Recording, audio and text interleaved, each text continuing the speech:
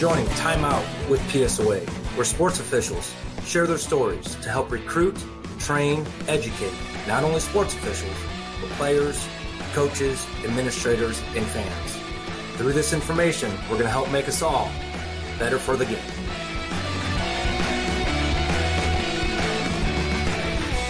Thank you for taking time out with PSOA.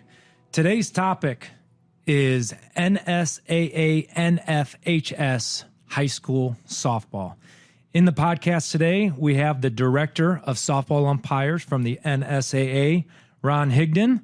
Ron, welcome to Time Out with PSOA podcast. And what are some opening words to say to the audience?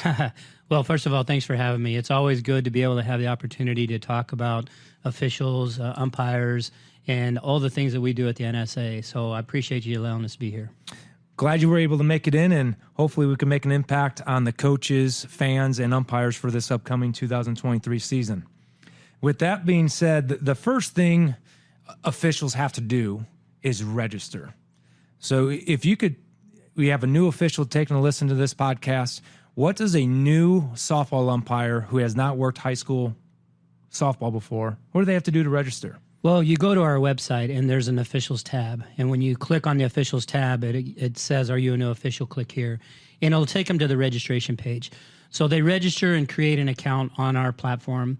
And then from that point, if you register, you pay the fee. You create the account first, but then when you register is when you pay the fee to do a specific sport. When you register or when you create the account, it can be for any sports because you can be an official in several different sports, but you still only have one account. Once you choose to register for a specific sport, you register, pay the fee, and then there's a couple of steps that you have to do in order to become a classified official eligible to do varsity contest for the NSA. Now, that registration and all of that is only for varsity competition. We have a number of officials that work lower level games, maybe it's reserve or freshman or even JV, that are not registered with us, don't have an account with us, but they're an official in sense, and they work for our schools. So when you register with us and you do all the steps necessary, which is take a test, and it's an open book test. Once you register with us, we send you a book, a rules book for that specific sport. And then you watch a rules meeting on a yearly basis. So every year there's a different rules meeting for every one of the sports like that. So once you fulfill those commitments and do all the regulations for that, you appear on a roster. And that roster is open to all of our schools so that they can select officials for their regular season contests because they're the ones that schedule regular season contests. Now, some of them have assigners and go that route, but a lot of our schools, the athletic director is the one that selects the officials and makes those assignments. So that's how you get into the process as a new official with the NSA. So I know the deadline is August 18th. If there's a brand new umpire listening to this podcast and it's after August 18th, does the NSAA help that new umpire get registered? Yeah, I mean, especially if you're a brand new umpire and you want to get into the game, call our office. We'll help you through the process. If you're late for a specific sport or a specific season, we'll have that conversation, see if there's something that we can do during that time. Sometimes it gets to the point where it's too late. The season's well underway or too far in the season. But a lot of times we're going to do whatever we can to help you out and get to where you want to be. If you want to be a softball umpire and it's past the due date and you can't get in there and register for softball, give us a call and we'll see what we can do to help you out. You know, the website is www.nsaahome.org. We'll be part of that podcast description as well. And I know myself, I do a little softball assigning, even if it's too late to get started to do varsity softball. As Ron said, there's always sub-varsity softball. Absolutely. We work with Jim Bewley here in Omaha, and he will get you on sub-varsity softball games. So reach out to Ron, reach out to Jim, reach out to myself, and we'll help you get started high school softball umpire. Yeah, and that's a great point because softball is growing. I mean, it's growing by leaps and bounds, and the popularity of the sport and the growth of the girls participating in it is significant enough that there's more and more lower-level games that need to be covered. So if you're not ready for varsity or you don't want to register with us, you can still give us a call and we can get you hooked up with the right people to get some lower level games if that's what you're looking for. All right, so we got an umpire who's registered. You know, Nebraska's unique. We play fast pitch softball in the fall. Right. So what a lot of our new rules, there might be new rules coming, but they're not quite new yet. So what are the new rules this year for this season, and what have you heard about the new rules for the 2024 season coming up? There's really no significant rules coming forth this year as far as playing. The one major rule change that is different from the past is jewelry. The jewelry rule was you couldn't wear jewelry, you couldn't wear necklaces, you couldn't wear earrings.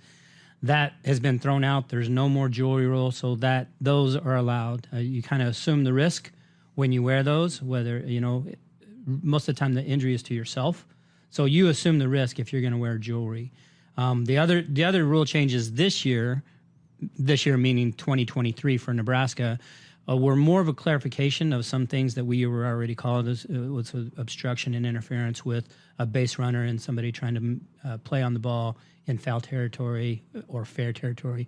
So all that was just kind of clarification stuff because it was already being called that way, and the rules committee felt like that they needed some wording in there to help the umpires, you know, have the backing of the book.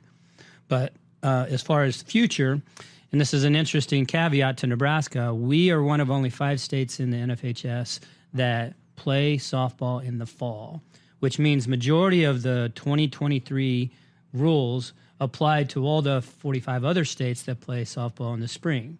So then they have the rules meeting after the spring season, and they meet over the summer. They vote on the rules, and then the rule changes for next year for everybody else comes out. So those are the news releases of what those rule changes are going to be for next year for us, and actually 2024 for them. So the most significant one that sticks out is the leap for the pitchers. Now that's no longer going to be illegal, which means the foot leaves the pitching mound and doesn't stay in contact with the ground as they deliver the pitch.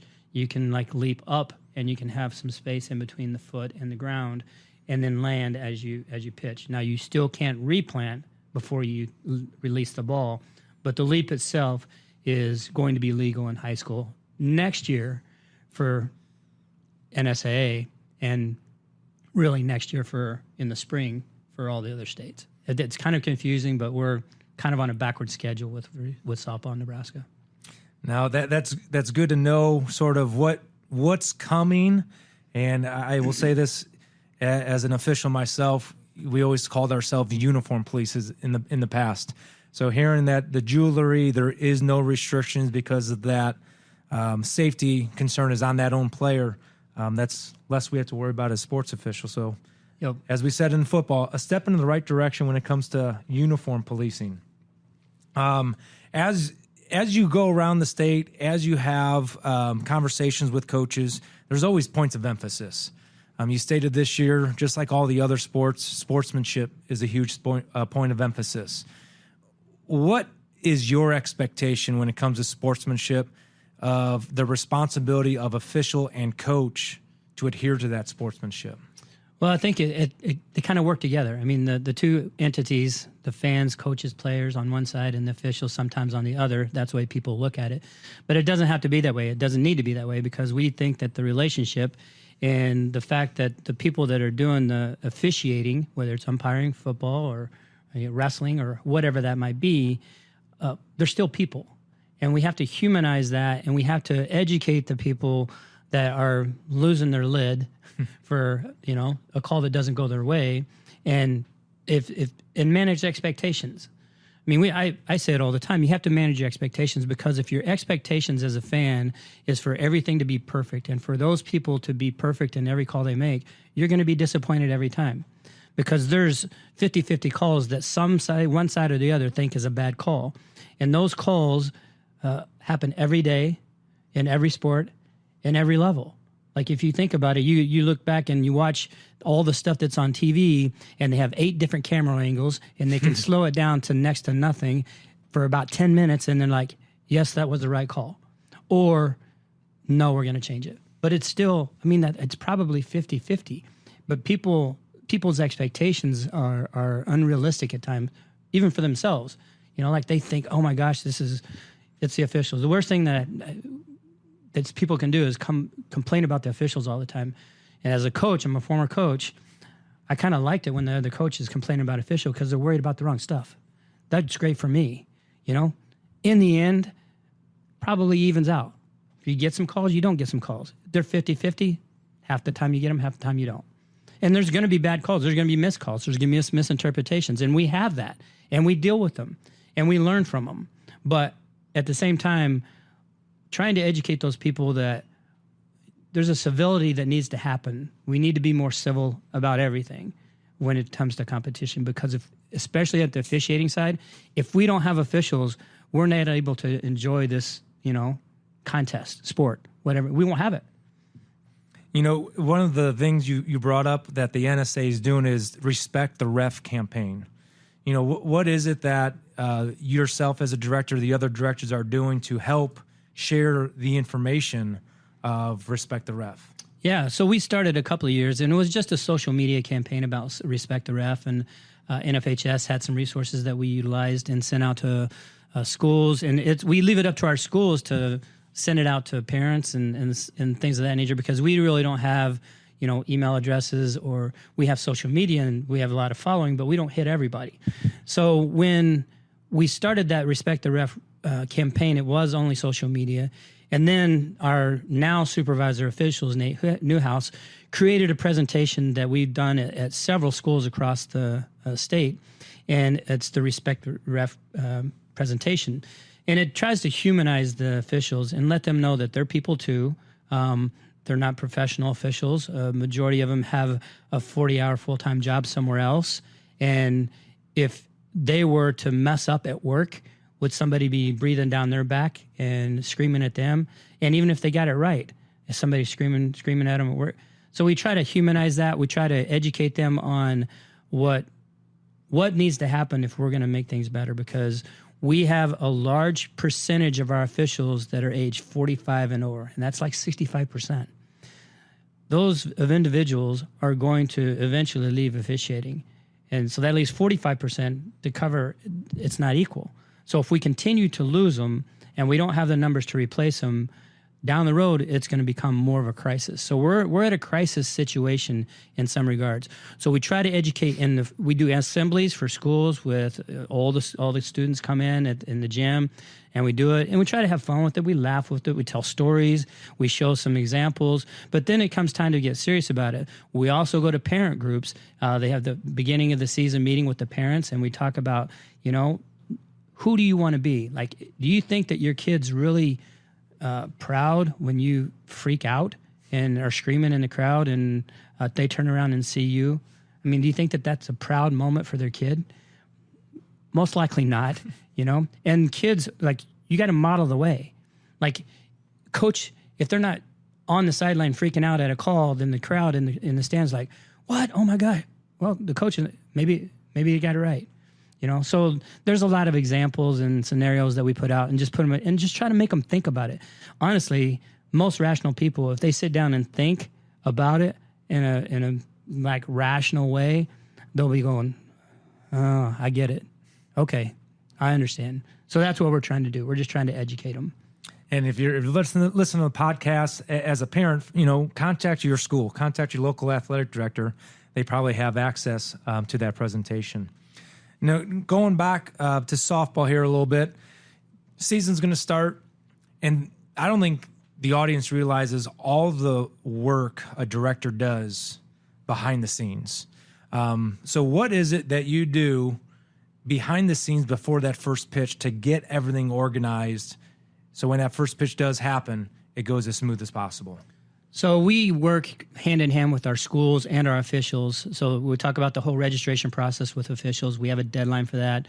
We communicate sometimes daily if they don't have everything done, and then we communicate with our assigners in our schools with the roster. Okay, this is a completed roster. You can start assigning your officials. And some of them are on top of it enough where they've already assigned their games. Today actually is the deadline for schools to input their schedules, so that all the schedules are complete, and then the schools know, all right, now we can make sure that we can confirm our officials and make sure that all of our contests are covered. So we have to communicate with our schools, and that's also last minute Charlies, man. They wait to the very last deadline day to get some of this stuff done. And actually, just some of the coaches just finished the rules meeting today as a deadline, and it's been open for, probably 5 weeks.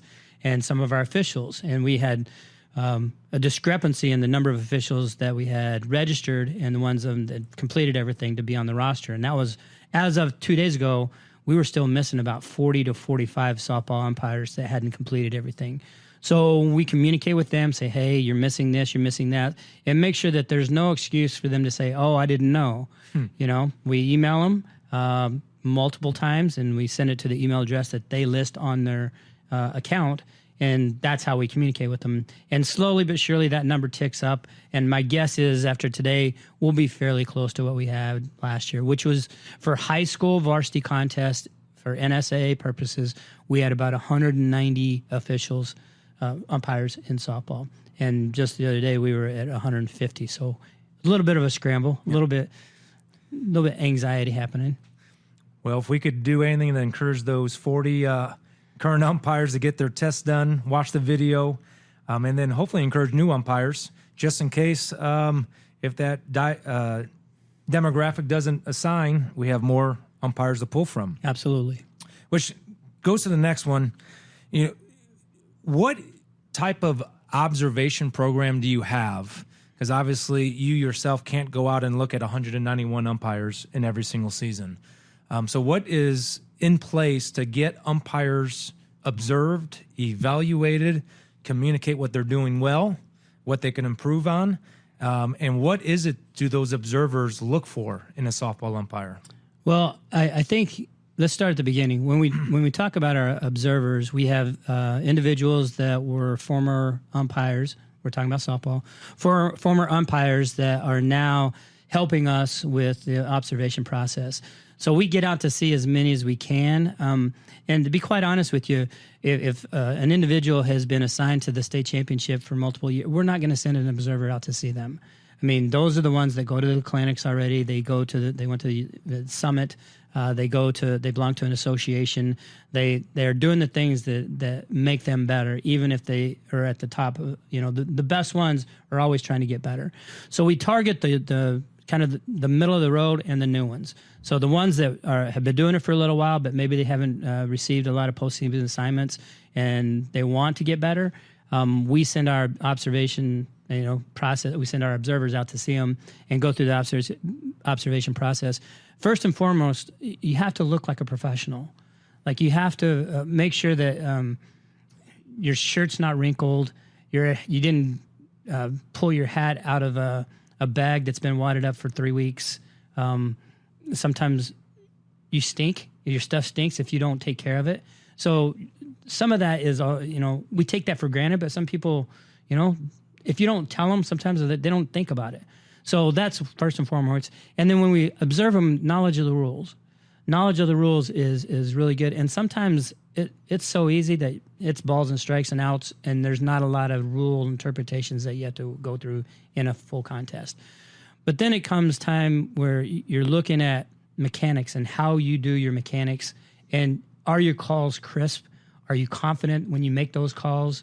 And for lack of a better word, you sell it. I mean, you sell the call because I umpired softball a number of years ago, and I'm a little guy. I'm a wrestler. And some of those guys that I did men's, softball, they're a lot bigger than me. So I had to be confident about it. And I rarely got questioned because I was confident. I was crisp in my calls. I hustled. Like you got to hustle. There's times where you can't stand, in softball instance, you can't stand behind the plate and make calls at third base and first base without moving at all, never, and not get a little grief. You have to be willing to move and be in shape to move. Like you have to be able to be mobile. And sometimes that's not easy. And some people are so good at it, it looks effortless. So they move and they'll move. And next thing you know, they're over by third base and they were the home plate umpire. And you're like, well, and they're right on top of the call. And then the people are less likely to freak out because they know that you're right on top of it. Number one, they've seen you hustle. Number two, you're about 2 feet from the play where they're in the 18th row back, And so you help yourself with that. So we look at some of that stuff. And then if they're not doing that, we kind of educate them. But we also, in the evaluation process, you have to find some good stuff because it can't always be critical. You always have to sandwich it. All right, I see some of the things that you're doing good. This is good, this is good, and this is good. Have you ever thought about this? And maybe you should work on this. And then some of it's just point blank, hey, you need to do this. And so we actually have an observers meeting next week, and we talk about the consistency of how we give our evaluations and what we're looking for, and have this exact same conversation with our observers before we do any of the assigning of the observers. So to get the feedback from the observers about the umpires, how about the coaches and athletic directors? What is the feedback that you get from coaches and athletic directors at your position about umpire assignments or umpire performances? So we get those calls in all sports. We get those calls. And a lot of times it's in one of the slides for the presentation, it's like, have you ever screamed at a ref? Did they change your call because you screamed? All right. Is it possible that they got it right? Is it possible you don't know the rule? And a lot of times that answer is that, like maybe the leap rule, maybe they don't know it and they're freaking out about the leap rule next year. Well, that's legal now. And there's nothing that we give out to parents that we rely on our schools to educate our parents on the rule changes and stuff. I mean, heck, we're still trying to get some of the coaches to watch the rules meeting, So we are really trying to communicate, educate, and recruit, train, and retain. Those are our big, bullet points. The last thing here on the topics to cover, and then we'll sort of have a little short question and answer. You got the best umpires down at the state tournament. You know who the best of the best are. What is it that you look for, and it might not even be their performance, to get the state championship crews together on the state championship games? I think there's a lot of tentacles to that because it's not just, all right, you're in this group of the best. Number one, I think it's our responsibility to provide opportunities. And it can't be the same people every year because if you're a good official, regardless of the sport, you're competitive. And if that window or that light at the end of the tunnel is never shining for you to have that opportunity, the chances of us losing you are higher.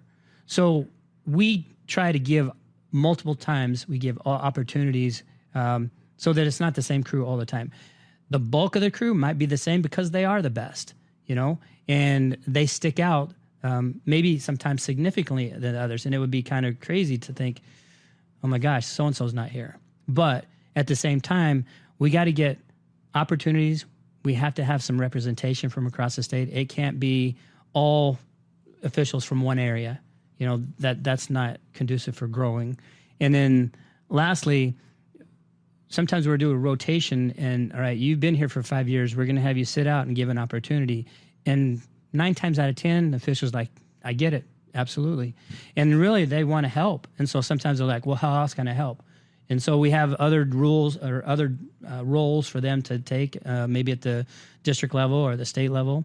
As far as assigning postseason, when we have geographical districts for most of our sports, then you have to use somebody from that area because we play travel. They still have to get off work. Sometimes it's daytime games. So there's a lot of factors that go into it. And there's just, honestly, there's so many contests that we use a large portion of our pool for postseason districts. And then you get in class B and C, we have what's called a district final. So there's sub-districts, which are geographical, and then district finals are higher seed hosts. So that could be a lump of geographical area that a bunch of games are hosted in, and then you still try to get some outside come in, but sometimes it's availability. And so we look at that, and through that process is another evaluation process. By that time, though, we've selected who's coming to state because it's 1 week. We can't wait that long to assign state. But as you grow, as you're a young official and you have the opportunity to do games and Number one, you don't back out on contracts. You know, if you have an assigner and they've assigned you and they're good to go, and then you don't show up or you back out at the last minute, that's not conducive for getting where you want to be if your goal is to be a postseason official. So that's a big one too, because we do take input from our observers when we make our postseason selections. We have to. There's no way that I know all the names. This is my first year back in softball. I know a lot of the names just because I've been around softball for a while, but there's a lot of them that I don't know. Like I looked at state list the other day, and probably 70 to 80% of those guys are new names. And so I've got to get to know them a little bit as the director, but my assigners and my observers do know them. And so that's why we had to use them as, you know, use their input and their opinions. And to be quite honest with you, the officials that take that instruction from observers and make the changes that we're asking, because that's what we're looking for, have a much better chance than somebody's like, yeah, well, I'm not going to do that. I'm going to do it my way. You know, that tells us that you're not willing to do it the way we want, so you can go do your thing in your time, but we're going to have the people that are willing to work with us. That and people that don't cause us drama. There's those out there that will cause drama, and names that come up on a consistent basis. There's so many other things going on when we have the state championship specifically. We want the people that don't cause us drama, and that means knowing your rules, crisp calls, you dress appropriately, and you handle conflict. If there's going to be a conflict with a coach or even a player, then we watch how you handle that, and we know that we're not going to have to really worry about it because it's going to be handled. You know, and there's times where we have to get involved, but most of the time that's an unrealistic side of the fans. You know, Ron hits a lot of other items we talked about earlier in the podcast. When we talk about conflict resolution next week, we're going to be talking about it takes two to argue. Don't be one of those that argue. So a lot of repeat stuff. And probably the last big thing, you know, control the controllables. As a sports official, there's a lot of things we can't control. We can't control a certain play, the timing of a play, but we could control where we stand to see that play. So Ron, besides softball, you also are the director for wrestling officials and soccer officials. We hope that you want to come back when it comes to wrestling season and soccer season. Absolutely. And we'll talk about registration, new rules, and that insight of a director of what we could control as sports officials to be successful sports officials on and off the field and court. Thank you for taking time out with PSOA today. Anything else you want to tell the audience of words of encouragement? I would say that if you're involved in a sport and you love a sport and you want to stay involved, officiating is a great way to do it, because there's probably, when we took a survey, the number of officials that do it because they love the sport was like 80%. And that's why they continue to do it, because they do love the sport and they want to stay involved. So if you love it, I think you should consider it. If I started in college, and it's a great way to make some money. The per hour wage is probably second to none, and you have some flexibility to pick and choose when you can and can't work. So, I mean, I think there's a lot of positives to it, and we just have to, educate the other side about, let's not make the negatives so big. Say yes to softball umpiring, www.nsaahome.org. Sports officials out there, thank you for taking time out with PSOA. And remember, until our next time out, you're only as good as your last call.